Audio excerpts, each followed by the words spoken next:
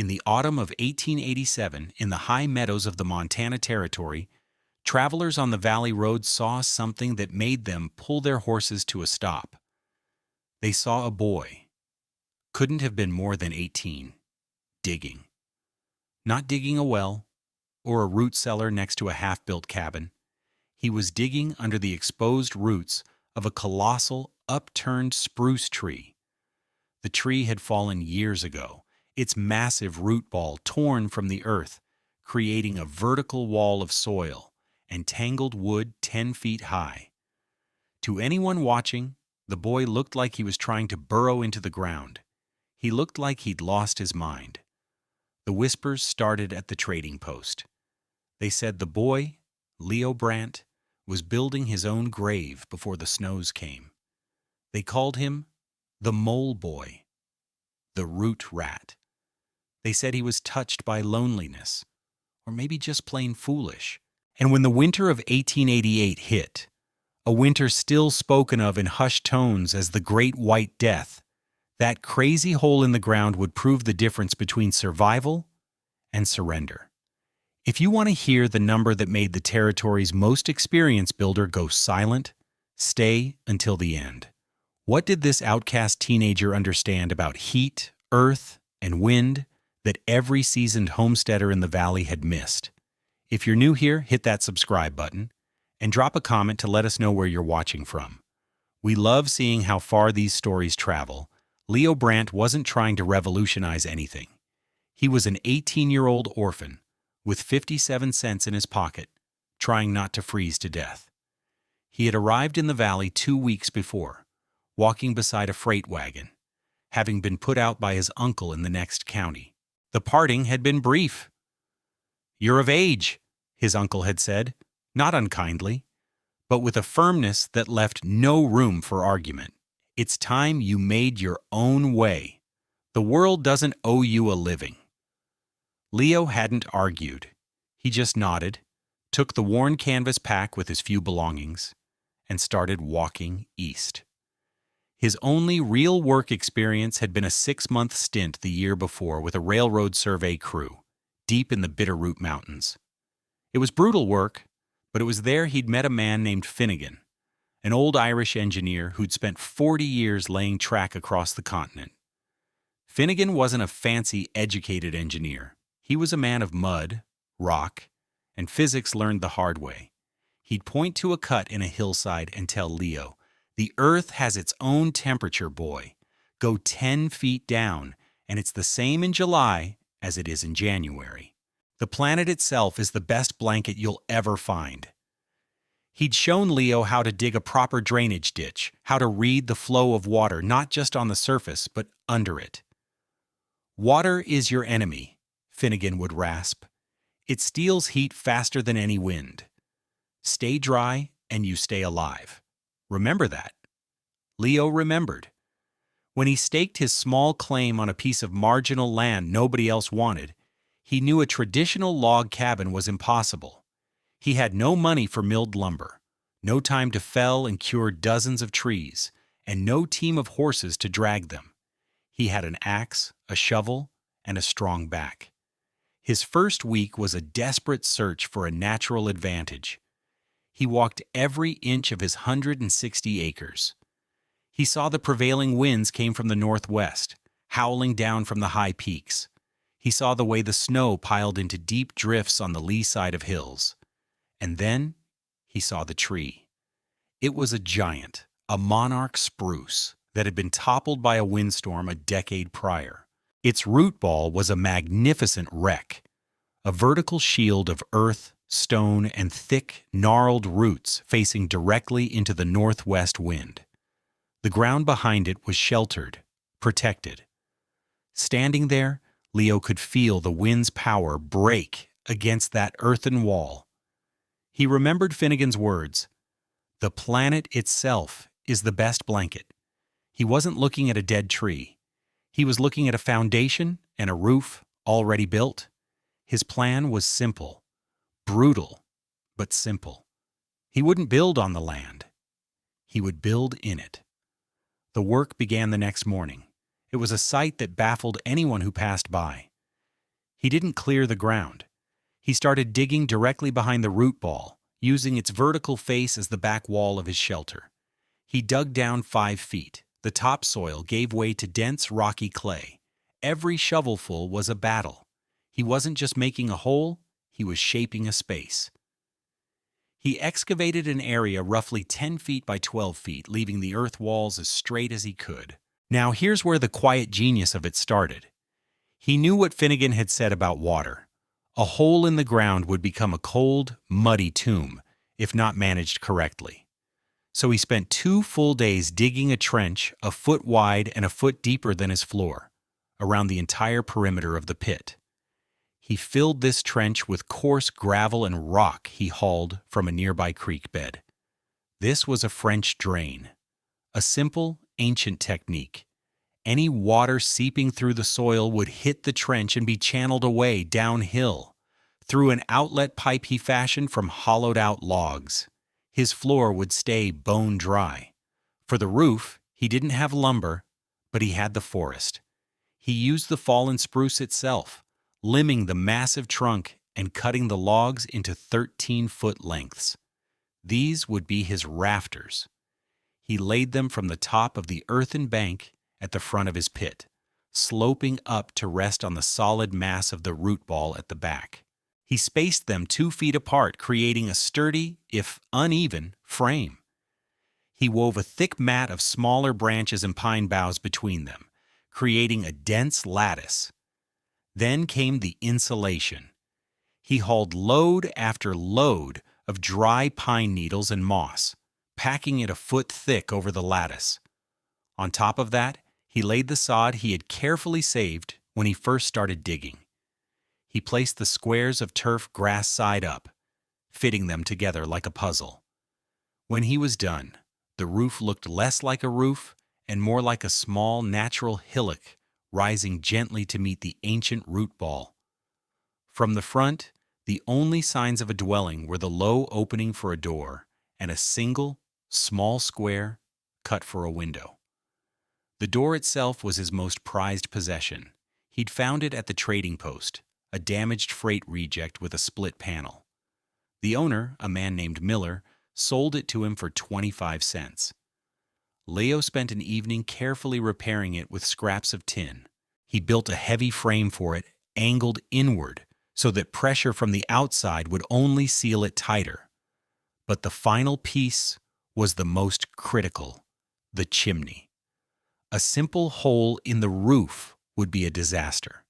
It would leak heat, let in snow, and a downdraft could fill the tiny space with blinding, deadly smoke.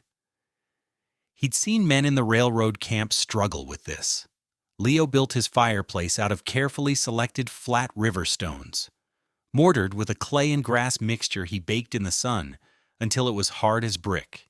But instead of running the chimney straight up, he ran it horizontally, in a channel near the floor along the back earthen wall, before venting it straight up through 6 feet of packed earth behind the root ball.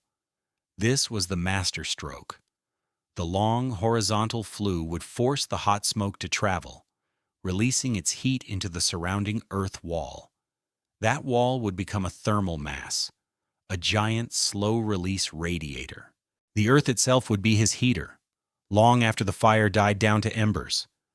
By the time the smoke exited the flue, 10 feet from his living space, most of its heat had been captured. The draft was magnificent, pulling smoke cleanly out without a hint of blowback.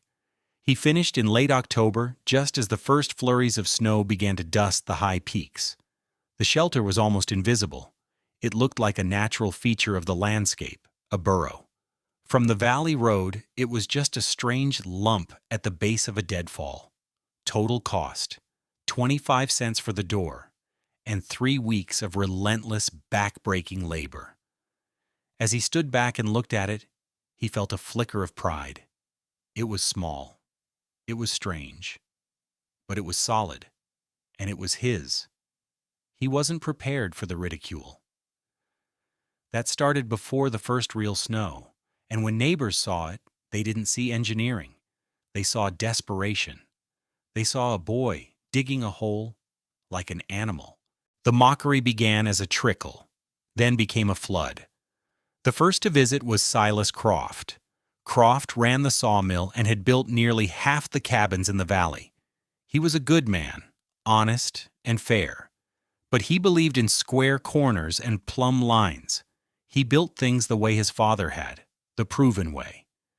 He rode up one afternoon, his brow furrowed with what looked like genuine concern. He walked around the strange mound, kicking at the sod roof with the toe of his boot. "Son," he said, his voice deep and gravelly, "what in God's name is this?" Leo was splitting firewood. He paused, leaning on his axe. "It's a dugout, Mr. Croft, a shelter." Croft shook his head slowly, his eyes scanning the low-slung structure. "A shelter for what? Badgers? You can't live in the ground. The damp will get into your bones. It'll rot your lungs out by February." He pointed a thick finger at the earthen walls visible just inside the doorframe. "There's no foundation, no vapor barrier. The frost heave will collapse this thing on top of you. It's a death trap." Leo kept his voice level. He respected Croft. The man was a master of his craft, but he was a master of wood, not earth. "I dug a drain, sir. It'll stay dry." "A drain," Croft scoffed, though not cruelly. It was the dismissal of a professional who knew his business. "That might work for a root cellar. You're planning to live in it, to breathe in it. You need air, boy. You need light. This isn't a home. It's a tomb." Leo just nodded. He wouldn't argue. It was pointless. "Just trying something different, Mr. Croft." Croft gave him a long, pitying look, swung back onto his horse, and rode away. The verdict from the valley's foremost authority on construction was in: the boy was a fool. The public insult came a week later. Leo was at Miller's trading post, spending his last few cents on salt and a small bag of flour. A group of trappers and ranch hands were crowded around the stove. One of them, a burly man named Jed with a notoriously sharp tongue, saw Leo and grinned. "Well, if it ain't the mole boy," Jed's voice boomed through the small store. The other men chuckled. "Heard you're getting ready for hibernation, kid. Gonna sleep through the winter in your dirt pile?" Leo ignored him, counting out his coins on the counter. Miller, the store owner, gave him an apologetic glance. Jed wasn't done. He walked over and clapped Leo on the shoulder, a heavy, condescending blow. "Tell me you growing potatoes in there with you?" "Might as well. It's a damn root cellar, not a home. My dog has a better house than that." The store fell quiet. It was a direct, cruel humiliation, meant for everyone to hear. Leo picked up his flour sack. He looked Jed square in the eye. He said nothing. He simply turned and walked out the door, the sound of laughter following him into the cold air. The nickname stuck. From that day on, he was the mole boy of Spruce Creek. The gossip network took it from there. Women at the quilting circle whispered about the poor, touched boy living in a hole. Men riding past his claim would slow their horses, point, and shake their heads. They didn't see innovation. They saw a failure to launch, a young man who couldn't even manage to build a proper, respectable cabin. His strange home was an affront to the established way of things. It was a visible symbol of incompetence. Then came the official visit. Mr. Abernathy, the land agent from the territorial office, was making his rounds. He was a man who lived by ledgers and regulations. He pulled up in his buggy, a file of papers on his lap. "Brant," he said without getting down, "my records show you filed a homestead claim." "Yes, sir," Leo said. Abernathy peered over his spectacles at the dugout. His expression soured. "The Homestead Act requires improvements to the land, a dwelling house, cultivation, this structure." He waved a dismissive hand at it. "This isn't in any manual I've ever seen. I'm not sure this qualifies as a permanent dwelling. It looks temporary. It looks like a burrow. It's warm and it's dry, sir, Leo said. It's permanent. We'll see, Abernathy said, making a note in his ledger. The implication was clear. If the dugout didn't pass muster, his claim could be invalidated in the spring. He could lose everything, including the ground he was standing on. But the cut that went deepest came from family. His uncle rode out in mid-November. He'd clearly heard the stories. He didn't even dismount. He looked at the shelter, then at his nephew, and his face was a mask of disappointment. "Leo, what is this?" he asked, his voice strained. "I got word in town. They're laughing at you. They're laughing at our family name. They call you the Mole Boy." "It's what I could build," Leo replied, his voice tight. "You could have taken a job at the lumber camp," his uncle shot back. "You could be in a warm bunkhouse with 3 meals a day. Instead, you're out here digging in the dirt like an animal. People are going to think you're either scared or incompetent. Maybe both. You're embarrassing us." That was the blow that truly landed. Not the mockery of strangers, but the shame of his own blood.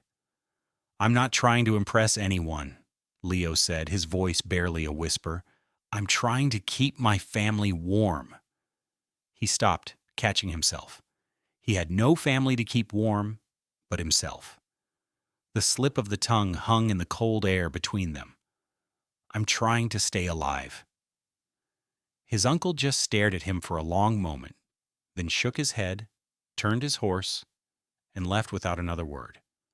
By the 1st of December, not one person in the valley thought Leo Brandt had solved anything. They thought he'd built a monument to his own foolishness, a muddy hole that would be his coffin when the real cold came. He was utterly alone, surrounded by a community that had already written him off.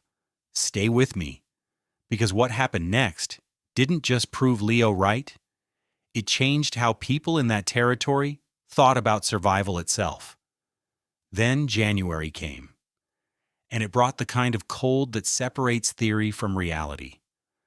The winter of 1888 is still recorded in Montana's climatology archives as one of the most severe in the 20th century. It wasn't just cold, it was relentless. It was a siege. It began on January 9th.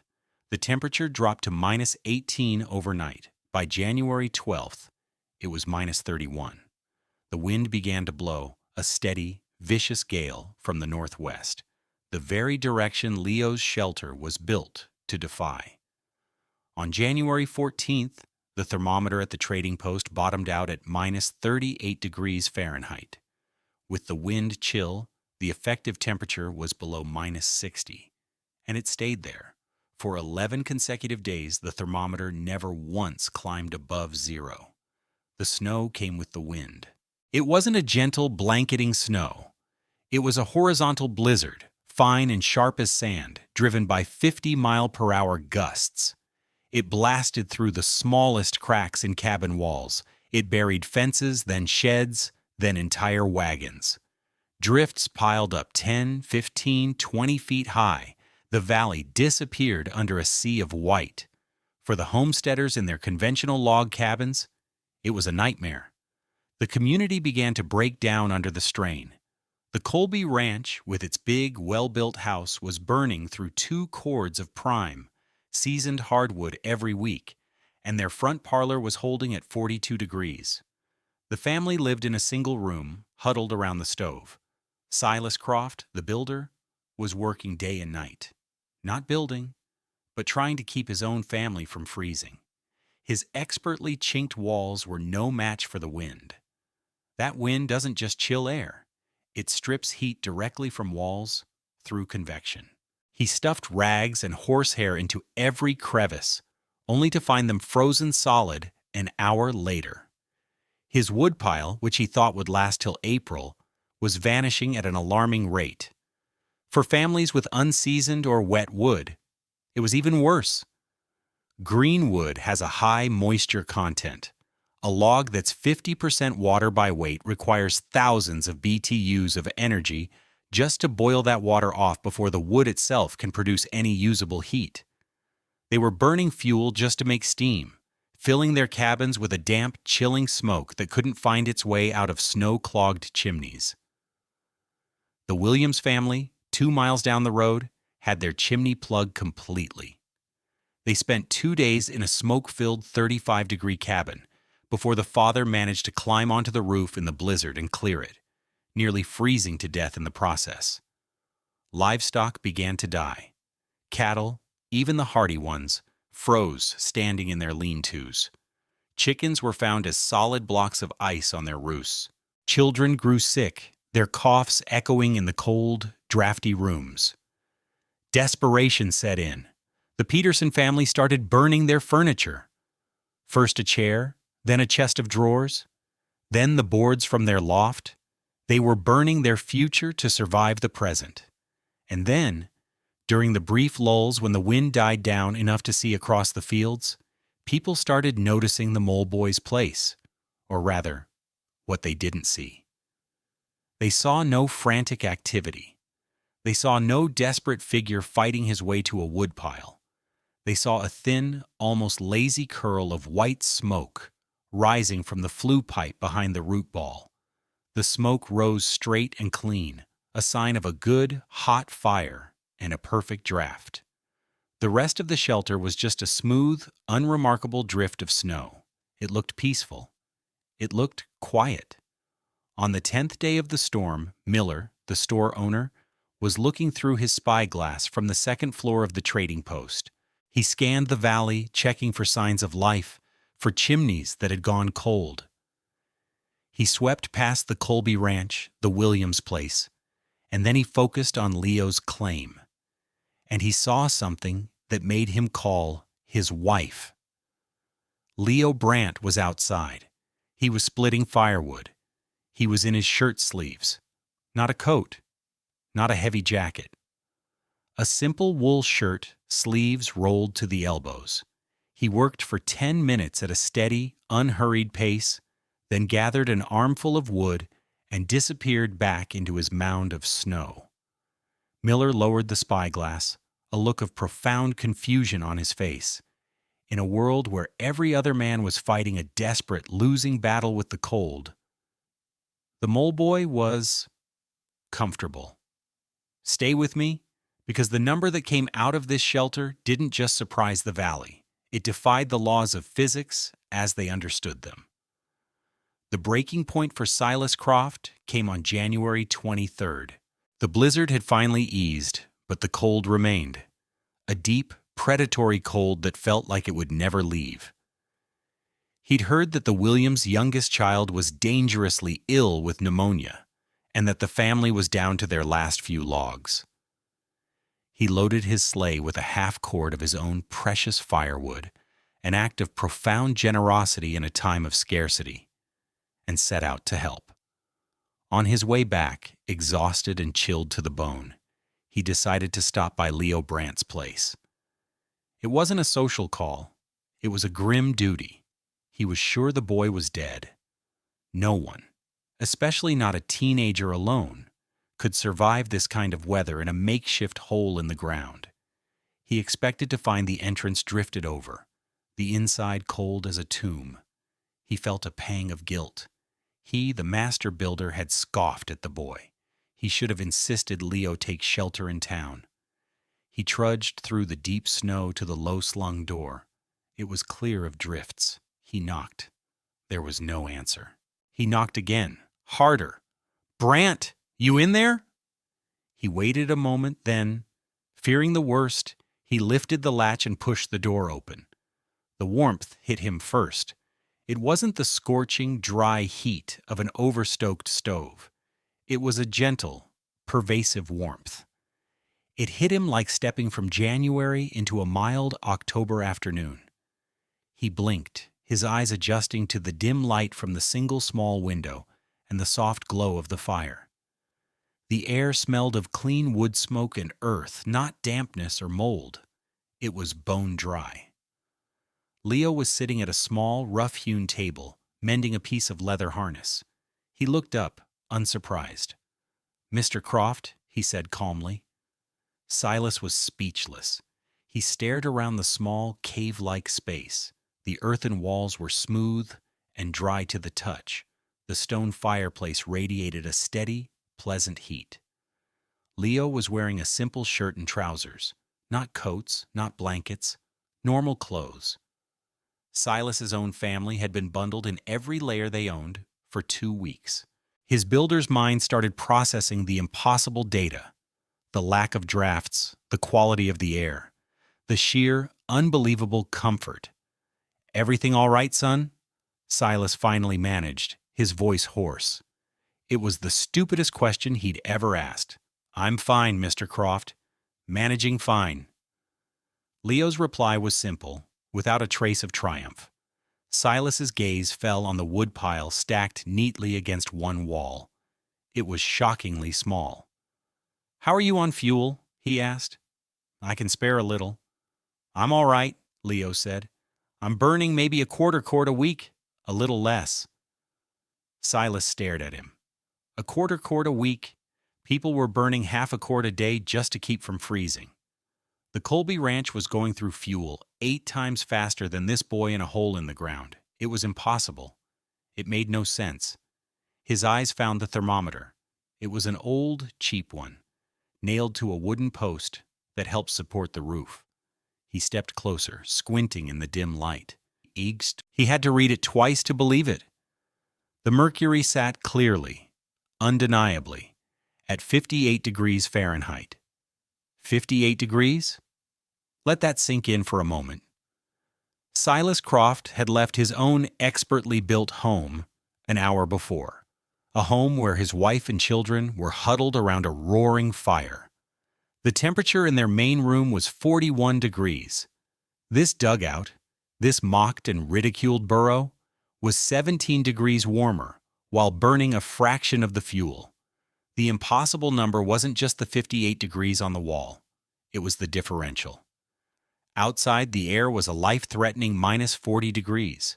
The temperature difference between the inside of Leo's shelter and the outside world was 98 degrees. 98. Leo wasn't just surviving the cold, he was ignoring it. Silas, the practical man, had to verify it with his own senses. He walked to the back wall, the vertical face of the root ball, and placed his palm flat against the packed earth next to the stone flue. It was warm. Not hot, but distinctly, deeply warm. The thermal mass. The boy hadn't just built a fireplace, he'd turned the planet itself into his radiator. He touched the other walls. They were cool, but not cold. They were the temperature of the deep earth, a steady 50 degrees insulating him from the killing air outside. He looked at Leo, then at the thermometer, then back at Leo. The boy just watched him, his expression calm. He wasn't gloating. He wasn't waiting for an apology. He was just being. Silas Croft, a man whose opinion on shelter was law in that valley, a man who had built with wood and nail for 30 years, finally spoke. His voice was quiet, filled with a dawning, world-altering understanding. "We've been doing it wrong," he said, not just to Leo, but to the generations of builders before him. All this time, we've been doing it wrong. He wasn't just talking about building cabins. He was talking about the fundamental fight against the cold. They had been fighting the wind, trying to overpower it with bigger fires. Leo had simply stepped out of the wind's path. They had been trying to heat rooms full of freezing air. Leo had wrapped himself in the constant, steady warmth of the earth. The difference wasn't incremental, it was categorical. This wasn't just about comfort, it was about dignity. In that shelter, a person could read a book without their fingers going numb. They could sleep through the night without waking to pile more wood on the fire. They could live, not just survive. The system turned winter from something to be endured into just another season. Silas stayed for nearly an hour. He asked Leo quiet, technical questions about the drain, about the flue, about the sod roof that collected a thick, insulating blanket of snow instead of letting it blow away.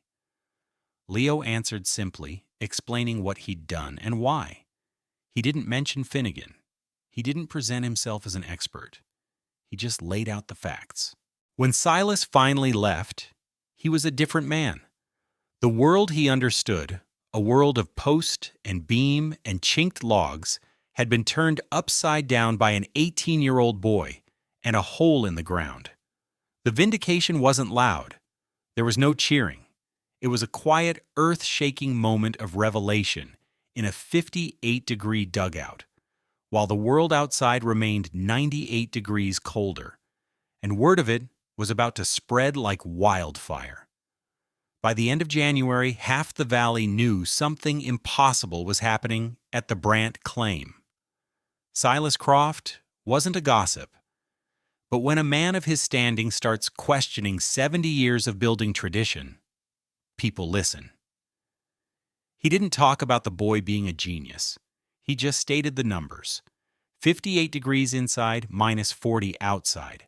A quarter cord of wood a week. The numbers did the work. They were irrefutable. The first convert was Tom Williams, the man whose son was still recovering from pneumonia. The blizzard had nearly broken him. It had shown him, in the most brutal way possible, that his cabin was a flimsy, heat-leaking sieve. In early March, as the snows began to melt, he rode over to Leo's place. He didn't apologize for ignoring the boy. He just got to the point. "My cabin almost killed my boy," Tom said, his voice flat. "Will you show me how you built this?" Leo nodded. "Of course." Tom's situation was different. He didn't have a giant, upturned tree, but he had a steep, south-facing hillside behind his cabin. For the next 2 weeks, Leo worked alongside him. They didn't build a full dugout. They built a variation, an addition.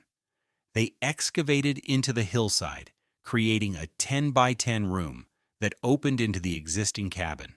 They used the same principles: earthen walls, a heavy sod roof, and a long, heat-exchanging flue built from stone and clay. It was a hybrid, part log cabin, part earth shelter.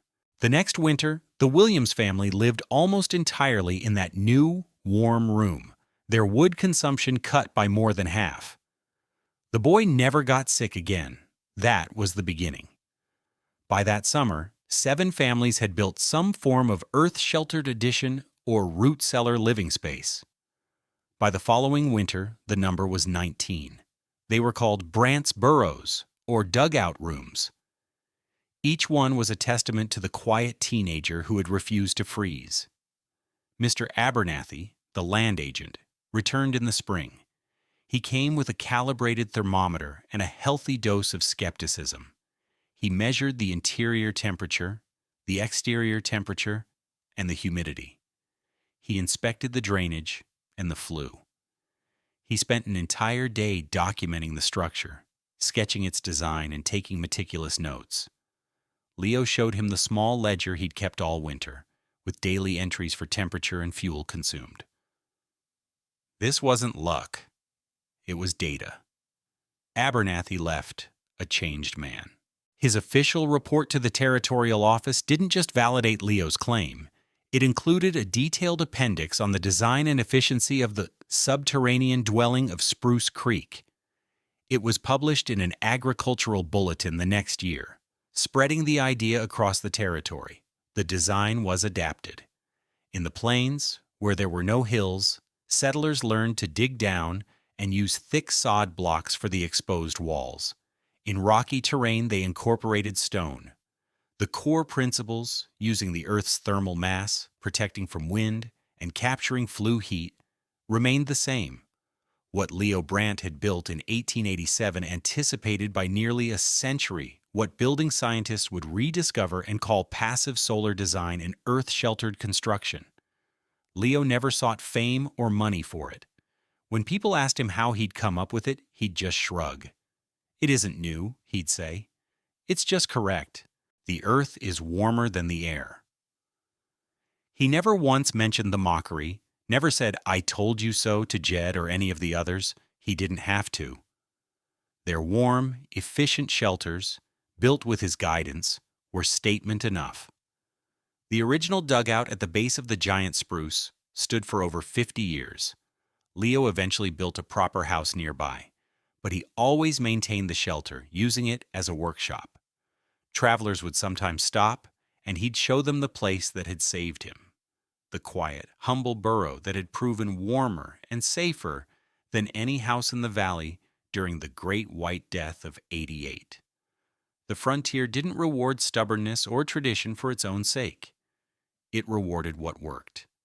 In the end, a community of seasoned, experienced homesteaders learned their most valuable lesson about survival, not from a master builder or a book of plans, but from the quiet competence of an outcast boy who had the courage to look at a fallen tree and see a home. What's the coldest winter you've ever faced? Drop a comment below and tell us about it. And if you found this story valuable, hit that subscribe button. We share one proven frontier technique like this every single week. This video presents historically inspired reconstructions of survival techniques. The specific characters, names, and dialogues are fictionalized for narrative purposes, but the engineering and thermodynamic principles are based on real historical practices of earth-sheltered dwellings used by pioneers and indigenous peoples for centuries.